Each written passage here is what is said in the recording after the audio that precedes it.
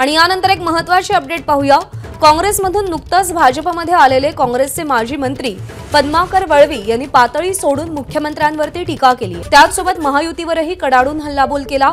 आदिवासी विरोधात निर्णय घेतील ते सरकार पक्ष यांना गाडा असं वक्तव्य वळवी यांनी केलं। राजीनामा देण्याची तुम्ही धमकी द्या, राजीनामा देऊ नका, लढा।